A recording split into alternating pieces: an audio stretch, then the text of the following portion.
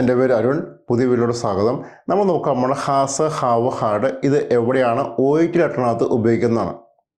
അപ്പോൾ ഹാസും ഹാവും ഉപയോഗിക്കുന്നത് പ്രസൻറ്റ് ടെൻസിലാണ്. ഹാവിൻ്റെ പല ഫോംസാണ് ഹാസും ഹാഡും. അപ്പോൾ ഹാസ് ഉപയോഗിക്കുന്നത് സബ്ജക്റ്റ് സിംഗുലർ ആകുമ്പോൾ ഹാസ് ഉപയോഗിക്കും, എന്നാൽ സബ്ജക്റ്റ് പ്ലൂറലാകുമ്പോൾ ഹാവ് ഉപയോഗിക്കും.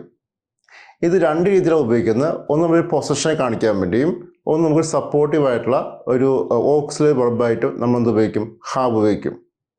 അപ്പോൾ നമുക്ക് എക്സാമ്പിൾ നോക്കാം. ഇപ്പോൾ അവൾക്ക് ഹൈപ്പർടെൻഷൻ ഉണ്ട് എന്ന് പറയുമ്പോൾ ഷീ ഹാസ് ഹൈപ്പർടെൻഷൻ, അല്ലെങ്കിൽ അവന് ഹൈപ്പർടെൻഷൻ എന്ന് പറയുമ്പോൾ ഹി ഹാസ് ഹൈപ്പർടെൻഷൻ. അപ്പം സബ്ജക്റ്റ് സിംഗുലർ ആണെങ്കിൽ ഹാസും സബ്ജക്റ്റ് പ്ലൂറലാണെങ്കിൽ ഹാവ് ആയിരിക്കും. അതായത് she has hypertension, he has hypertension, Maria has hypertension, I have hypertension. I എന്ന് പറയുമ്പോൾ ഫസ്റ്റ് പേഴ്സൺ സിംഗുലർ ആണെങ്കിലും ഐയുടെ കൂടെ വരുന്നത് ഹാവ് ആയിരിക്കും. ഇതുപോലെ നമുക്ക് പ്രസൻറ്റ് പെർഫെക്റ്റ് ടെൻസിൽ ഒരു സപ്പോർട്ടീവായിട്ടുള്ള ഓക്സിലറി വെർബായിട്ട് നമുക്ക് ഉപയോഗിക്കാൻ പറ്റും. She has lived in the house four 20 years. അതിൻ്റെ അർത്ഥം അവൾ ഈ വീട്ടിൽ 20 വർഷമായിട്ട് താമസിക്കുന്നു. അതുപോലെ അവൾക്ക് 20 വർഷമായിട്ട് ഹൈപ്പർടെൻഷൻ ഉണ്ടെന്ന് പറയുമ്പോഴും നമുക്ക് എന്ത് ചെയ്യാം, ഷീ ഹാസ് ഹാഡ് ഉപയോഗിക്കാം. She has had hypertension for 20 years, അല്ലെങ്കിൽ she has had depression for 5 years.